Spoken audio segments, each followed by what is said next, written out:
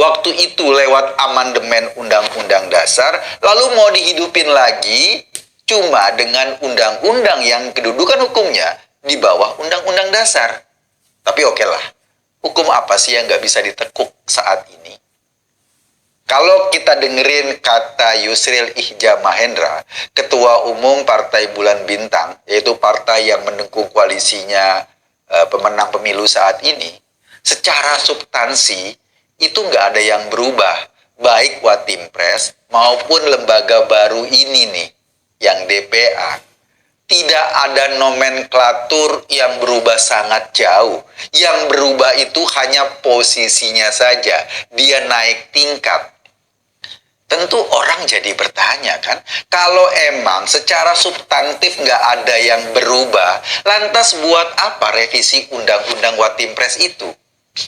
Oh mungkin selama ini posisi Watimpres itu dianggap seolah-olah ada, tapi juga kayak nggak ada. Kayak lembaga yang hidup syukur mati ogah gitu deh. Mereka memang berfungsi memberi nasihat kepada presiden. Pertanyaannya, seberapa berperan nasihat mereka terhadap keputusan seorang presiden? Misalnya, seberapa peran Watimpres yang sekarang ada? Apakah ikut menentukan ketika presiden mengambil kebijakan mau buru-buru pindah ke IKN?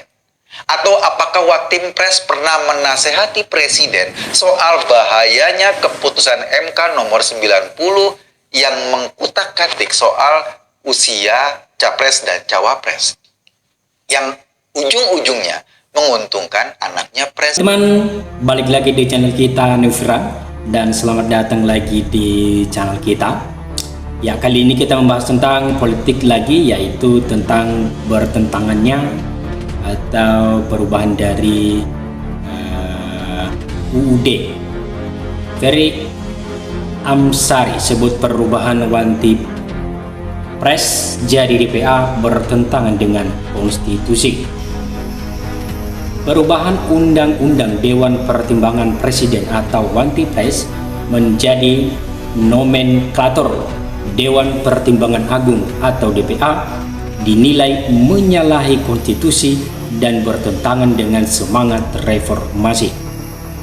Pakar hukum tata negara Ferry Amsari mengatakan dalam bab 4 Undang-Undang Dasar 1945 hasil amandemen menghapus DPA, hasil diskusi dari para pelaku perubahan UUD 1945, maka penghapusan ini dibangun untuk mengefisiensi dan mengefektivitaskan pemurnian sistem presidensial.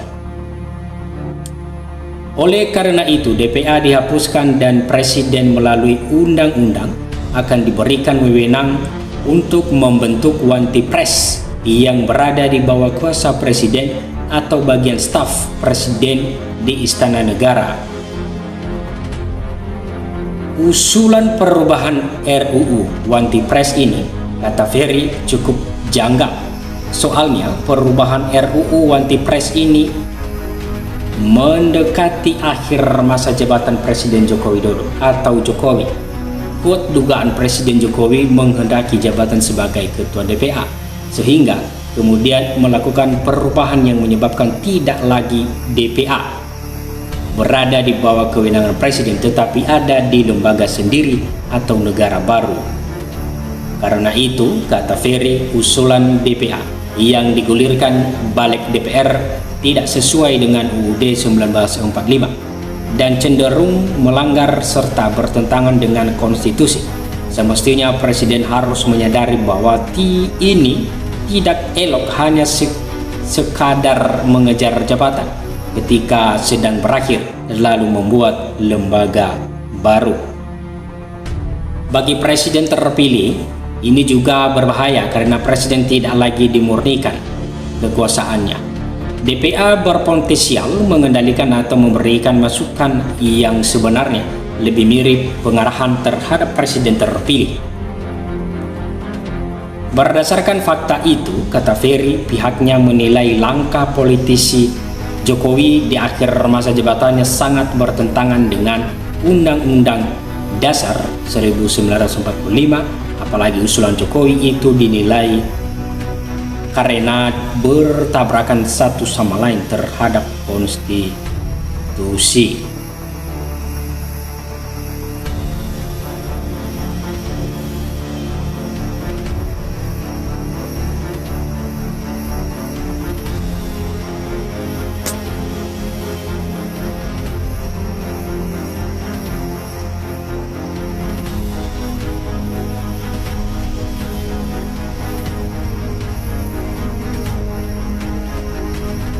Hidupkan kembali DPA, perlemah sistem presidensial.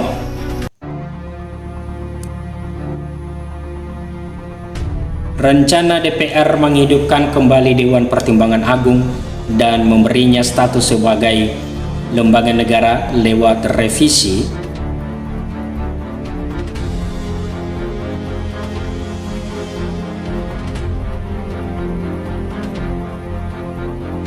Undang-Undang Nomor 19 Tahun 2016 tentang Dewan Pertimbangan Presiden memperoleh sorotan dari ahli hukum.